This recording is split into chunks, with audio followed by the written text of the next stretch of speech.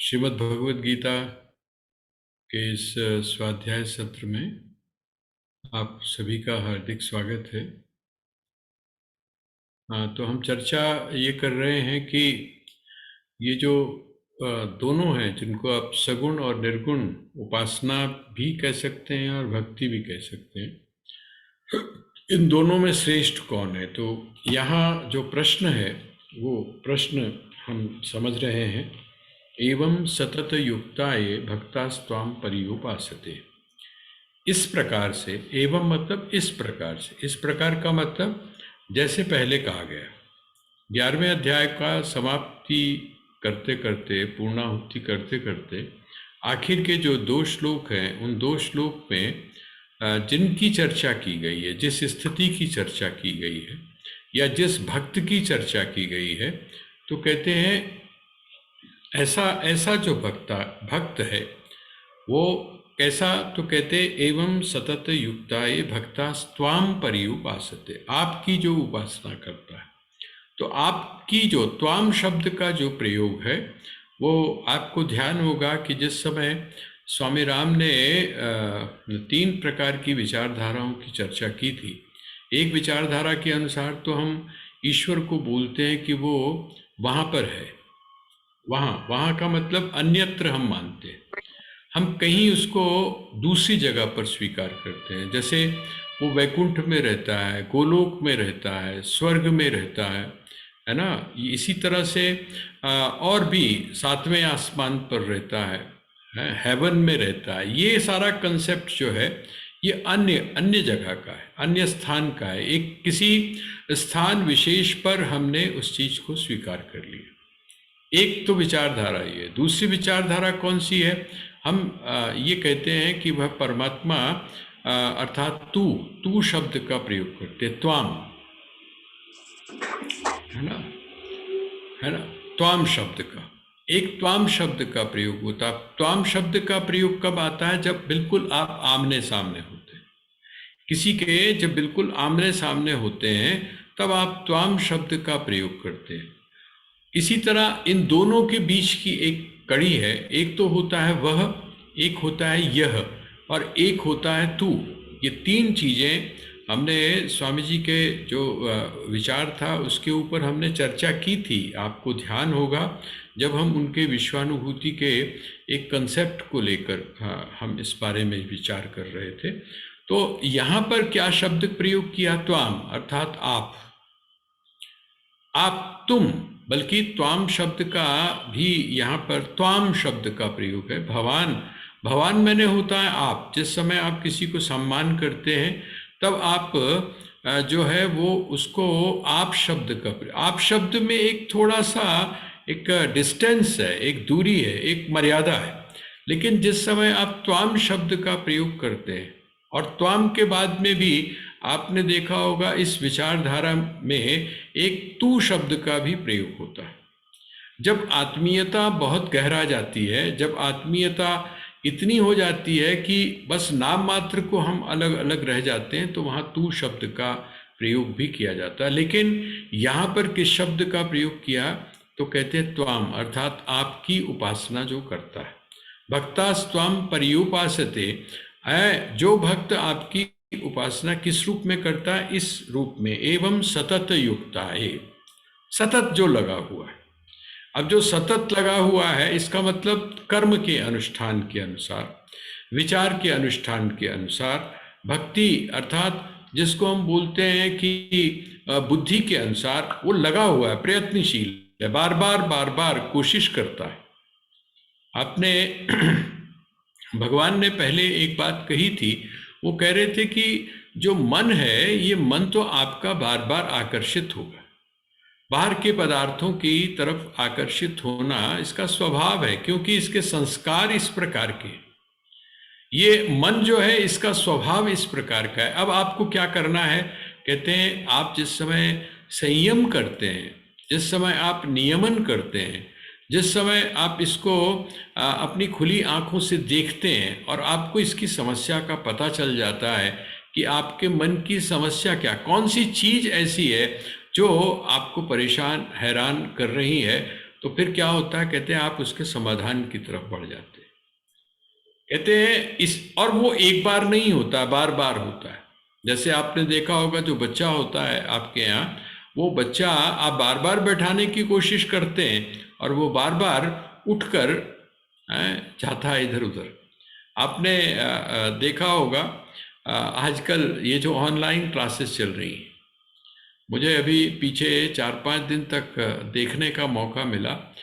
देख रहा था मैं कैसे बच्चों का बिहेवियर होता है। सब चीज़ें जो हैं वो उन लोगों को कोई चीज़ें ध्यान में नहीं आती है, खाने का ध्यान नहीं आता है ना, बाकी सारी चीज़ों का ध्यान, वो सारा ध्यान कब आता है, हम थोड़ा सा अपने साथ कंपेयर करके देखें।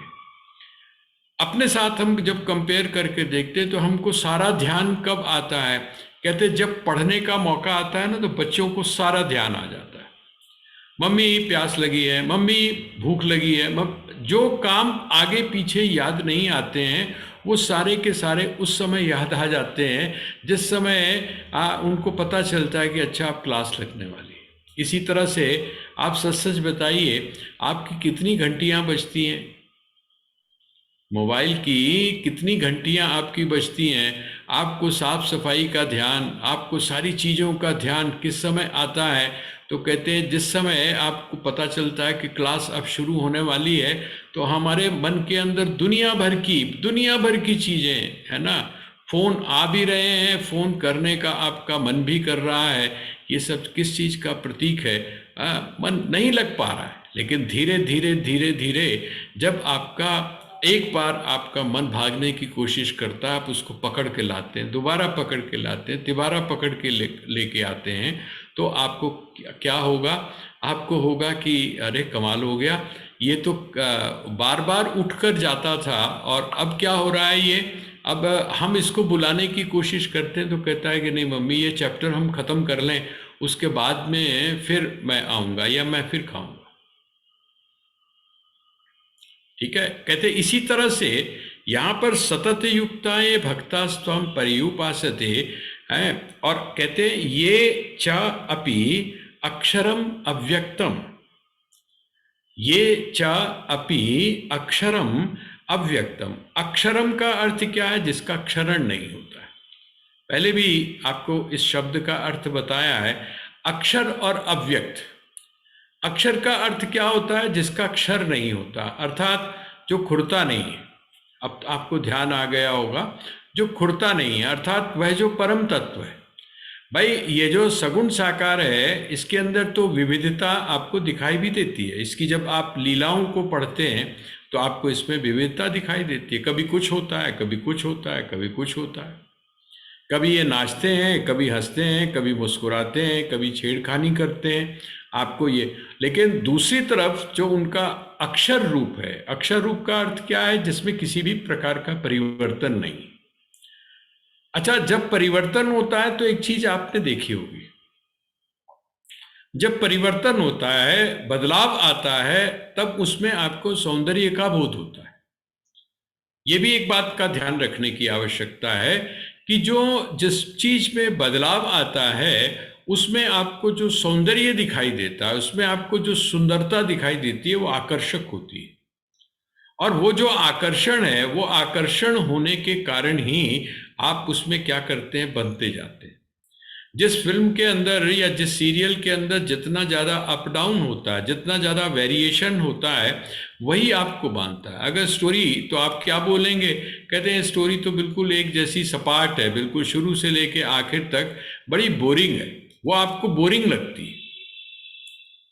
तो ये जो सगुण साकार है, इस सगुण साकार के अंदर क्या है, बोरिंग नहीं है।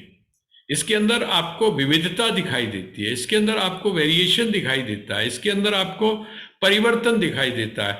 और वो जो बदलाव है, वो बदलाव ही वास्तव में भौतिक सौंदर्य जिसको बोलते हैं, वो भौतिक सौंदर्य है। तो यहां अब उन्होंने कहा कि दूसरा कौन सा, अक्षर। अक्षर का अर्थ जिसका क्षरण नहीं होता है, जिसमें किसी भी प्रकार का बदलाव नहीं आता है। अब जब किसी भी चीज का बदलाव नहीं आ रहा है तो उसमें प्रियता नहीं आती है, और जब उसमें प्रियता नहीं आता है तो उसके साथ में आदमी जुड़ नहीं पाता है।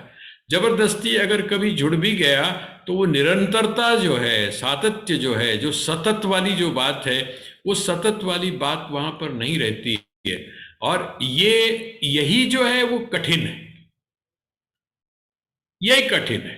उसका जो रस है, जो निर्गुण निराकार तत्व है, उसका रस थोड़ा सा डिफरेंट है। और वो रस जिस समय उत्पन्न हो जाता है, वो रस जिस समय आपके मन में लग जाता है, तो वो रस भी कैसा होता है, वो भी अक्षर होता है। और अव्यक्तम, अव्यक्तम का अर्थ क्या होता है? एक तो होता है व्यक्त, एक होता है व्यक्त, और एक होता है अव्यक्त। व्यक्त का अर्थ होता है जो आपको दिखाई दे रहा है, अव्यक्त का अर्थ होता है जो आपको दिखाई नहीं दे रहा है। व्यक्त मतलब जो आपको दिखाई दे रहा है, और अव्यक्त का अर्थ है तो सही, लेकिन आपको वो दिखाई नहीं दे रहा। अब ये दिखाई देने का अर्थ क्या है? इसका मतलब होने पर भी वो इंद्रियों की पकड़ में नहीं आता है।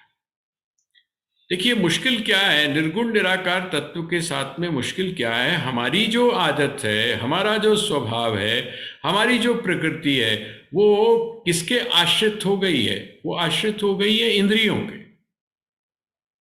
हम कुछ देखना चाहते हैं, हम कुछ सुनना चाहते हैं, है ना, हम कुछ स्पर्श करना चाहते हैं, हम कुछ रस लेना चाहते हैं। ये जो इंद्रियां हैं, इन इंद्रियों के वश में होने के कारण हमारी सारी की सारी जो क्रियाएं हैं वो किसके इर्द गिर्द घूम रही हैं? तो इंद्रियों के इर्द। और वहां पर ऐसी कोई चीज है नहीं जिसको आप इंद्रियों के द्वारा पकड़ सकें, तो ये हमारे लिए दिक्कत होती है। इसका मतलब क्या हुआ? वह जो निर्गुण निराकार जो तत्व है, उस निर्गुण निराकार तत्व की जो उपासना करते हैं, उसका जो भजन करते हैं, अर्थात उस रूप में जो तुमको भजते हैं, निर्गुण निराकार। देखिए वो जो अब हम थोड़ा सा कंपेयर करते हैं, वहां पर जो भगवान ने विश्व रूप दिखाया, विश्व रूप दिखाया। अब एक कोई रूप होता, जैसे भगवान विष्णु का रूप है सुदर्शन चक्र लिए हुए, शंख चक्र गदा पद्म लिए हुए, तो एक रूप हो गया ना, एक रूप हो गया।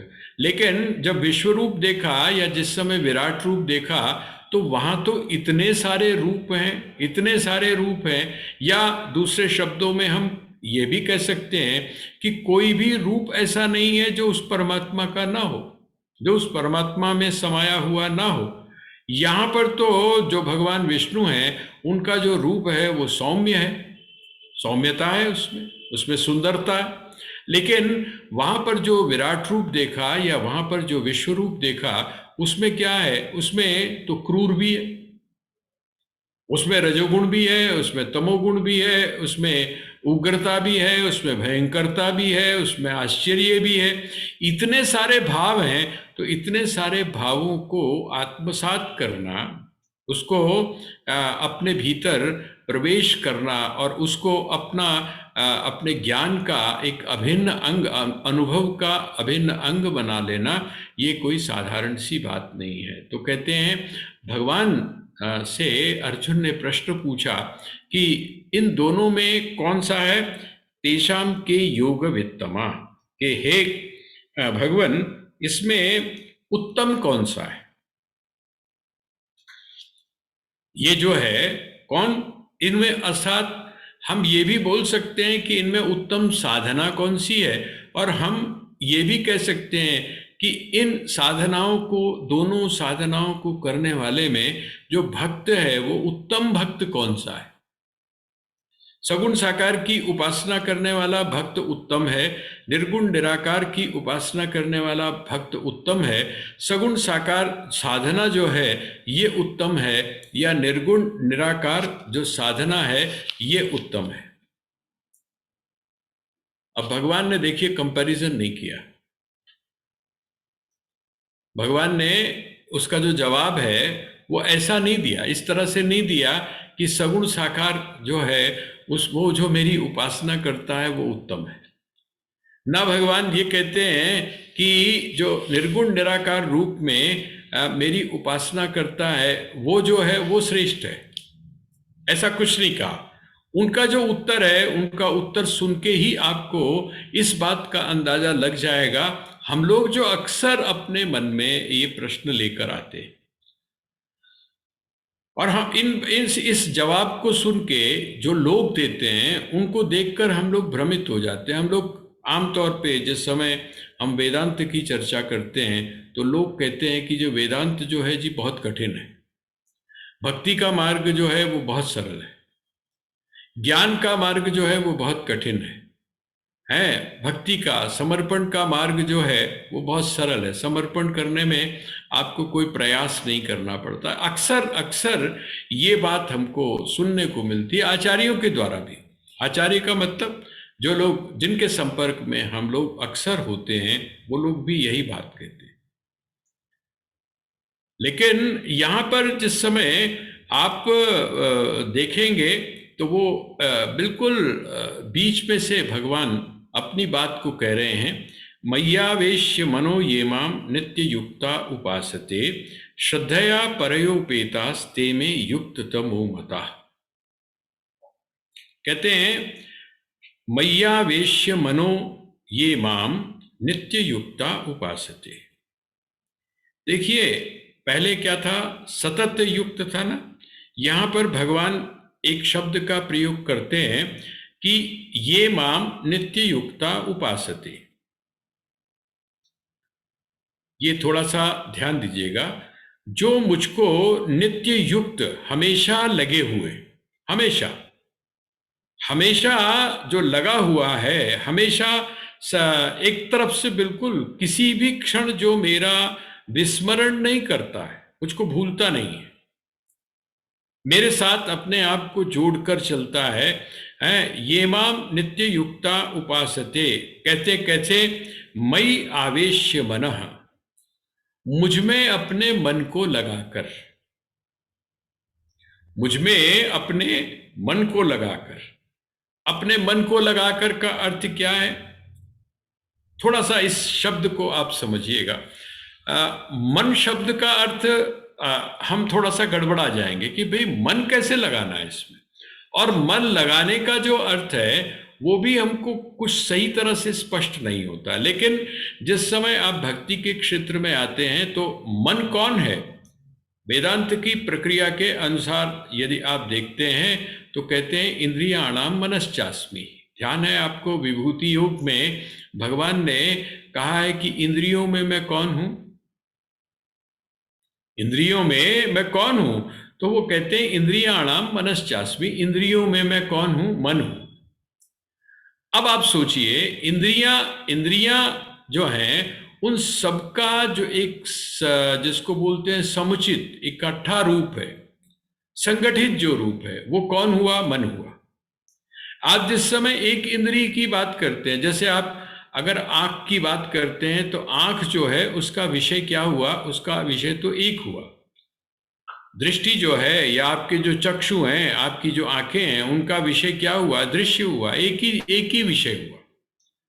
इसी तरह जिस समय आप कान शब्द का प्रयोग करते हैं तो कान भी एक इंद्रिय है, कर्णेंद्रिय है, और इस कर्णेंद्रिय का जो विषय हुआ वो कौन सा हुआ, तो श्रवण हुआ, सुनना हुआ,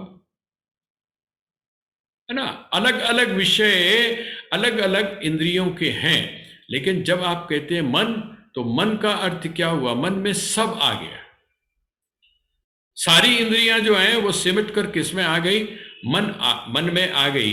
अब आप इसको इस तरह से समझिए कि जब आप कहते हैं मन को लगाना, तो मन को लगाने का अर्थ क्या है, मन को लगाने का अर्थ क्या है कि सारी इंद्रियों को आप किस में लगा दें, जितनी भी आपकी इंद्रियां हैं, आपके कान, आपका नाक, आपकी सब कुछ जो है वो आपकी किस में लगी हुई हैं, तो कहते हैं सतत, हमेशा आप देख रहे हैं या देखने का प्रयास कर रहे हैं तो परमात्मा को, अर्थात अपने इष्ट को। आप सुनने का यदि प्रयास कर रहे हैं तो किसको करने का है, किसके साथ जोड़ रहे हैं, अपनी कर्णेंद्रिय को, तो ईश्वर के साथ या परमात्मा के साथ या इष्ट के साथ, या जो त्वाम शब्द का प्रयोग किया है उसके साथ में।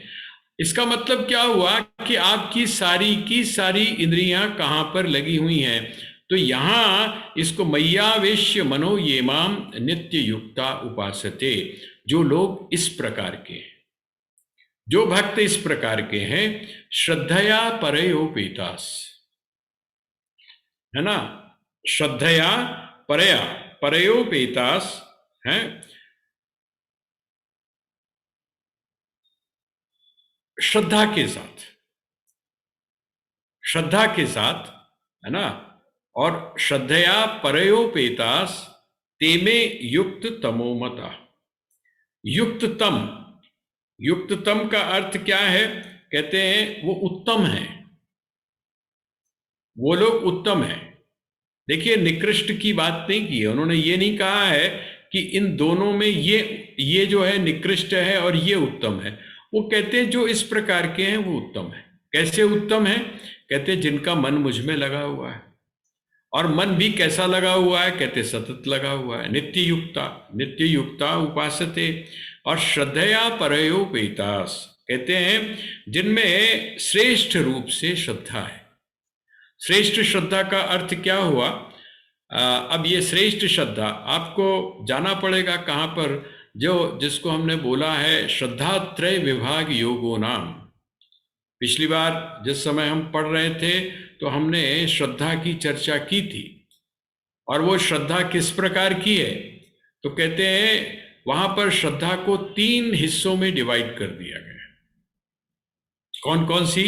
एक तो सात्विकी श्रद्धा है, एक रजोगुणी श्रद्धा है, और एक तामसिक श्रद्धा है। श्रद्धा तीनों है, श्रद्धा जो है वो तीनों है।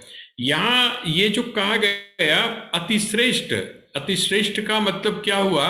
सात्विकी श्रद्धा, जो सत्वगुण से संपन्न जो श्रद्धा है, वो श्रद्धा के साथ में एक तो मन की बात बताई, और दूसरा वो कहते हैं कि वो जो सात्विकी श्रद्धा है, सत्वगुण से संपन्न जो श्रद्धा है, वो श्रद्धा क्या है? कहते हैं कि उस श्रद्धा के द्वारा, उस श्रद्धा के द्वारा जो है, जो मेरी उपासना करता है। अगर आपके पास में पुस्तकें होंगी तो इसमें अध्याय नंबर 17 आप अगर खोल लीजिए, अध्याय नंबर 17, अध्याय नंबर 17 में आप शुरू में देखिए,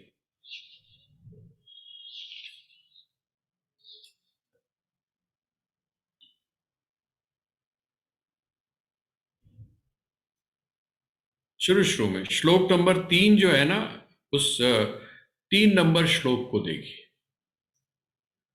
ये पहले मैं सोच रहा था कि रेफरेंस में मुझे लगा कि नहीं, अगर ये चीज यहीं पर स्पष्ट हो जाए तो वो जरा ज्यादा भल है।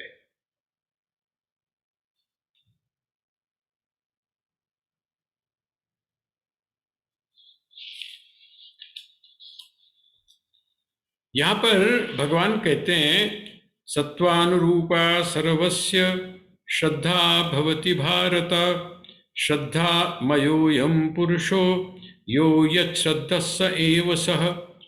वो कहते हैं श्रद्धा मयोयम पुरुषः यो यत् श्रद्धः स एव सः। कहते हैं जैसी जिसकी श्रद्धा होती है, जैसी जिसकी श्रद्धा होती है, वो वैसी ही उसकी क्रिया भी होती है। उसका जो कर्म होता है ना बाहरी, वो बाहरी कर्म भी वैसा ही होता है। इसका अर्थ क्या हुआ? श्रेष्ठ श्रद्धा जिसकी होगी, आप इस ये जो 17वां अध्याय है, इस 17वां अध्याय है ही श्रद्धा त्रय के नाम पर। सात्विकी श्रद्धा क्या होती है, राजसी श्रद्धा क्या होती है, तामसी श्रद्धा क्या होती है, इसका इसमें वर्णन किया गया। तो यहां जिस समय कहा जा रहा है कि सत्वगुण से संपन्न, इसका मतलब क्या हुआ? यहां आप पढ़ेंगे कि जिस व्यक्ति के अंदर सात्विक श्रद्धा होती है वो देवताओं की उपासना करता है, वह देवताओं की उपासना करता है, वो दिव्यता की उपासना करता है, वो उसके अंदर किसी भी प्रकार की कामना नहीं होती। किस चीज की कामना होती है? परमात्मा को प्राप्त करने की कामना होती है। ऐसा ऐसा जो कौन है? तो कहते हैं सगुण साकार उपासना करने वाला जो व्यक्ति है, मय्यावेश्य मनो ये माम नित्य युक्ता उपासते श्रद्धया परयोपेतास्ते में युक्त तमा मता। कहते हैं ऐसा जो भक्त है वो क्या है? कहते हैं वह जो भक्त है वो श्रेष्ठ है, वो श्रेष्ठ है। अब देखिए दूसरी तरफ अब आएंगे कि कौन, यहां पर तो इस बात को कह दिया।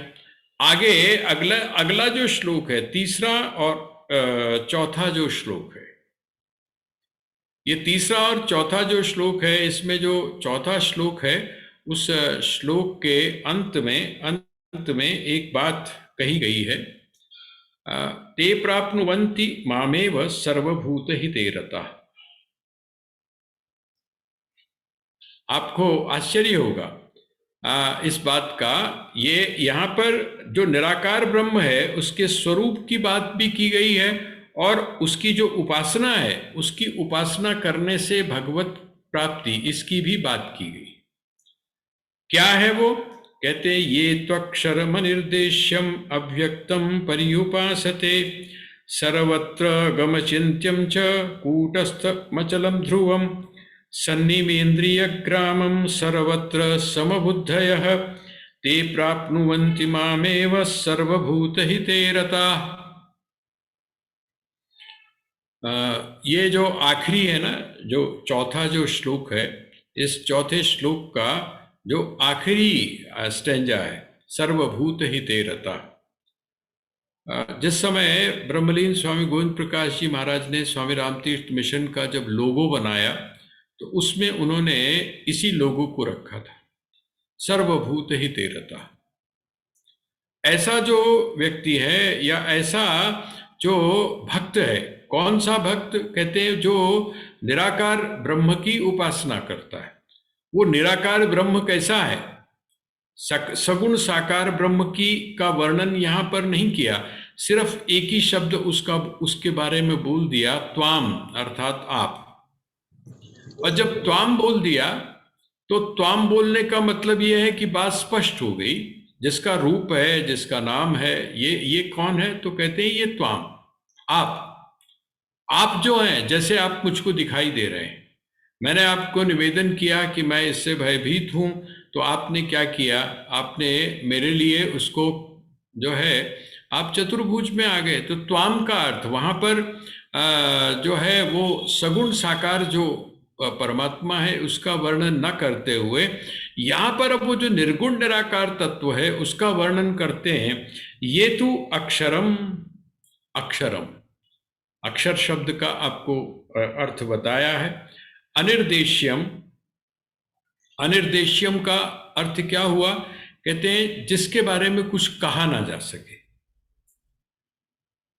जिसके बारे में कुछ कहा ना जा सके, अर्थात अकथनीय, जिसका कथन करने के लिए या जिसके बारे में बताने के लिए जो शब्द हैं वो छोटे पड़ जाए।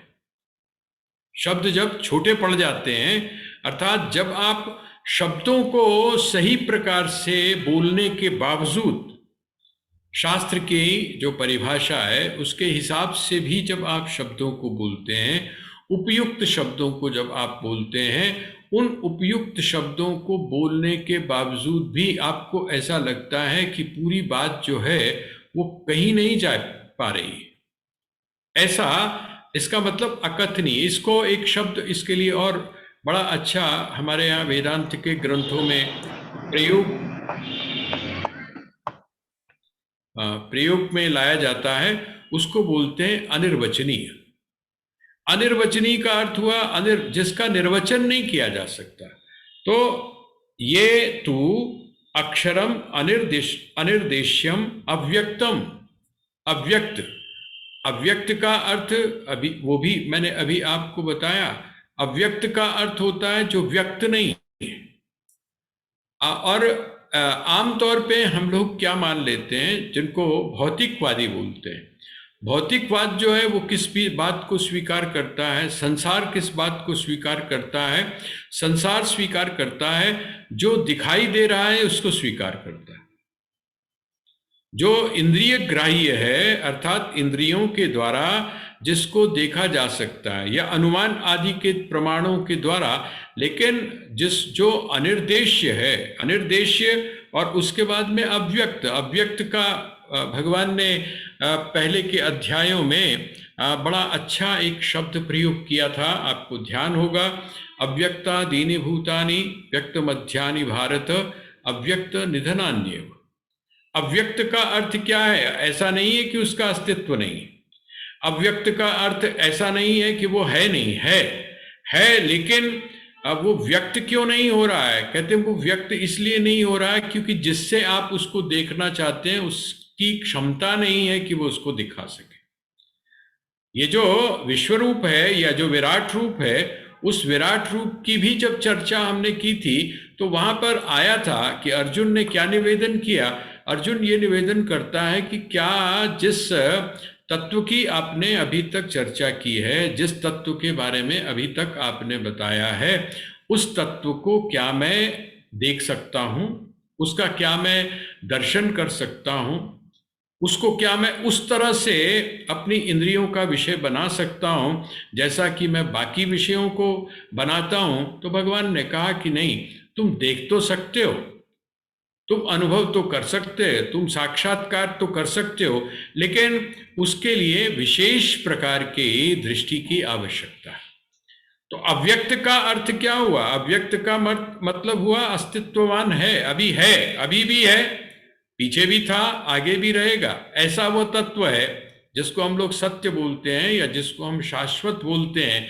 लेकिन ऐसा होने के बावजूद भी वो सामान्य दृष्टि से गोचर नहीं है। सामान्य इंद्रियों के द्वारा उसको आप पकड़ा नहीं जा सकता। इसलिए वो क्या कहा गया? वो कहते हैं कि वह निराकार होने के कारण, उसका कोई आकार ना होने के कारण, वह कोई विषय ना होने के कारण वो क्या है? तो कहते हैं अव्यक्तम, वह अव्यक्त है। ऐसा वह जो तत्व है उसकी जो लोग क्या करते हैं? उपासना करते हैं। अब आप कहेंगे कि ऐसा जो तत्व है जिसके बारे में कुछ कहा नहीं जा सकता है, जो चिंतन से भी परे है, विचारों से भी परे है, उसकी जो उपासना है वो किस प्रकार होगी?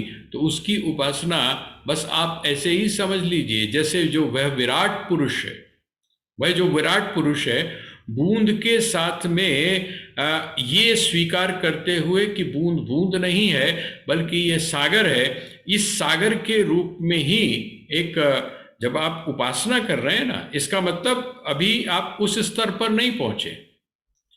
उपासना का अर्थ क्या है? उपासना ही है, चाहे वो सगुण साकार की हो, चाहे वो निर्गुण निराकार की हो। बस यही हो जाता है कि सगुण साकार में इंद्रियों की बात, मन की बात की गई थी।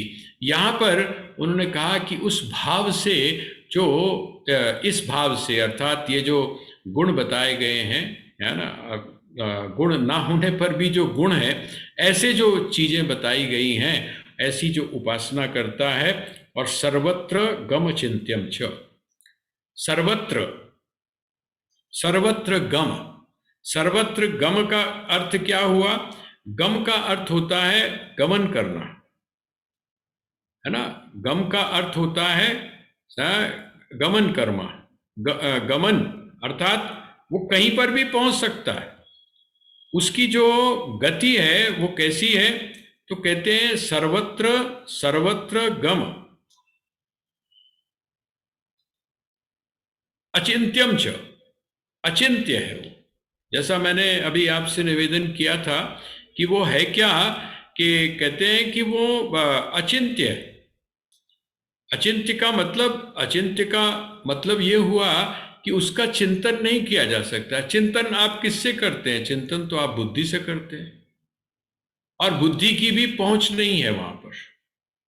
और जिसको सर्वत्र गम अर्थात सब जगह वो जा सकता है, या सब जगह जा सकता है अगर हम मोमेंट लें, और या हम ये भी कह सकते हैं सर्वत्र गम अर्थात वो सर्वव्यापक है। सर्वत्र गम अचिंत्यम च, और साथ ही कूटस्थम अचलम ध्रुवम। कूटस्थ माने कूट का अर्थ आपको पहले, क्योंकि ये शब्द बड़े टेक्निकल हैं, ये पारिभाषिक शब्द हैं। अध्यात्म की दृष्टि से खास करके वेदांत में इन शब्दों का प्रयोग बहुत ज्यादा होता है। कूट का अर्थ होता है कूटस्थ, कूटस्थ किसको बोलते हैं? जिसके ऊपर आपने देखा होगा कि लोहे को ठोक पीट कर आकार दिया जाता है। लोहे को, आप ये जो लोहार होते हैं, ये लोहार क्या करते हैं कि इनके पास में होता है, नीचे रखते हैं और उसके ऊपर ये जो लोहा होता है उसको कूट पीट कर उसको आकार देते हैं। और जिस जिस पर ये आकार देते हैं वो ऊपर वाली वस्तु का तो आकार बन जाता है, लेकिन वो जो नीचे है अर्थात वह जो आधार है, उस आधार के ऊपर उसका किसी भी प्रकार का कोई प्रभाव नहीं पड़ता है। ऐसा वह जो तत्व है, ये क्या है? ये ब्रह्म, जिसको हम बोलते हैं ना कि निर्गुण निराकार, जिसको आप बोलते हैं निराकार तत्व जो है, निर्गुण जो तत्व है, उस निर्गुण तत्व का बखान करने के बाद में भगवान कहते हैं जो इसकी उपासना करता है कूटस्थम अचलम। अचलम का अर्थ क्या है? जिसमें किसी भी प्रकार चलायमान नहीं है, जिसमें किसी भी प्रकार का मूवमेंट नहीं है। आपको ध्यान होगा कि हमने एक पहले एक फिजिक्स की थ्योरी के बेस के ऊपर ये आपके समक्ष रखा था कि एक तत्व ऐसा है, और वो आज का विज्ञान भी स्वीकार करता है कि वो सब कुछ करने का निमित्त बनने के बावजूद भी वो अकर्ता रहता है, किसी के साथ में वो जुड़ता नहीं है, एक तरफ हट जाता है। उसने ऊर्जा का संचार किया और ऊर्जा का संचार करने के बाद में वो एक तरफ हट गया। ऊर्जा सहज रूप से उससे संचार